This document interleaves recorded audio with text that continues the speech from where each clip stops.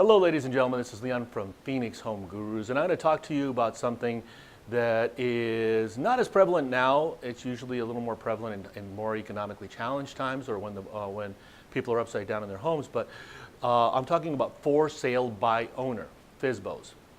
And a lot of realtors will tell you, no, you can't sell your house on your own. We have the keys to the kingdom. Everything you need to know is us, and you're just not going to sell it on your own. I got to tell you, that's not true.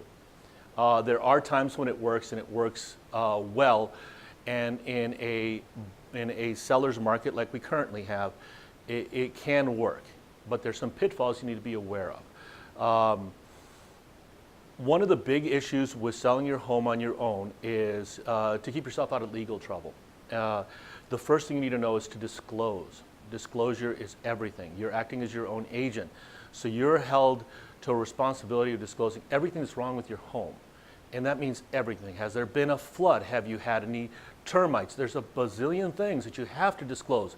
If it's material, you must disclose it. So disclose it. Secondly is paperwork.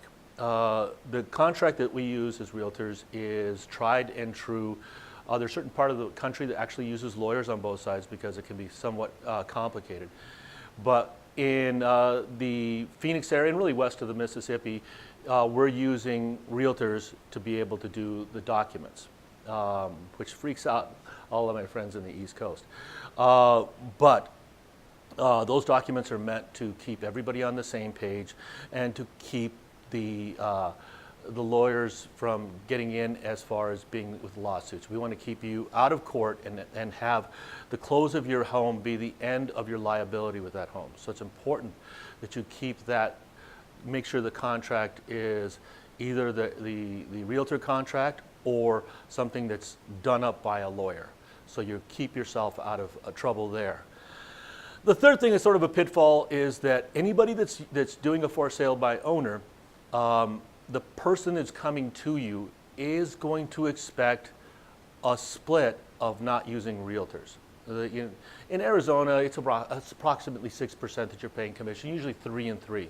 Sometimes people try to shortchange on the buyer's side, which I think is a real terrible thing to do. But the people that are coming in without a realtor or not being represented by a realtor are on the buyer's side, are expecting their half of that because they are not being represented. So you're really not saving 6%, you're saving 3%. Another thing is that normally when you're dealing with a realtor, I personally will not put anybody into my car or show anybody homes before they're pre-qualified. And it's not because I'm selfish, it's not because I'm lazy, it's because I do not want to show somebody a home they can't afford. You start showing people a mansion and then a normal house just will never do. So we want to make sure that the people that are coming through the door are qualified and that they're real, so that they're not, they're basically not somebody off the street that's out casing your home.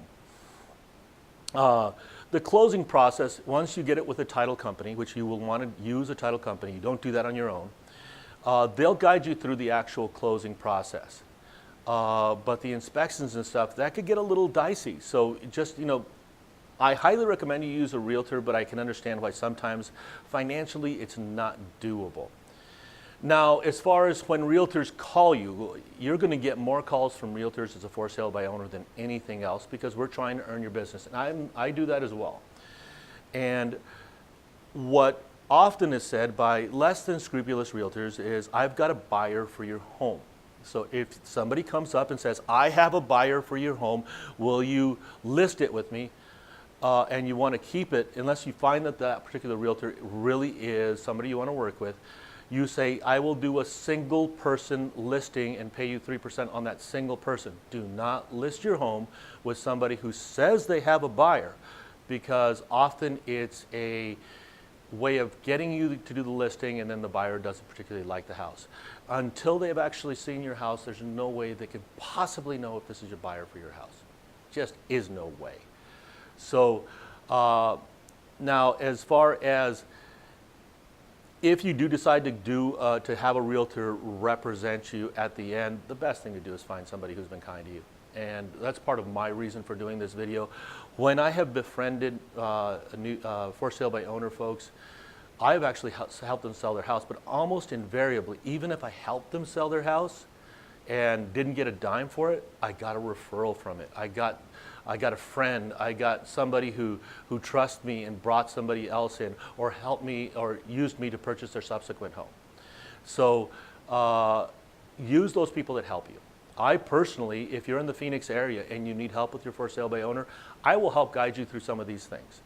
If you need help with the contract and that sort of thing, I will be more than happy to help you. And you know, sometimes it'll mean that I actually just help you sell your home, and it absolutely means nothing to me, but I'm hoping down the pike it turns into more. And frankly, I enjoy the business. I enjoy helping people, so that does help. These are just a few of the things that can happen with for sale by owner. It is definitely something you can do. People do it all the time.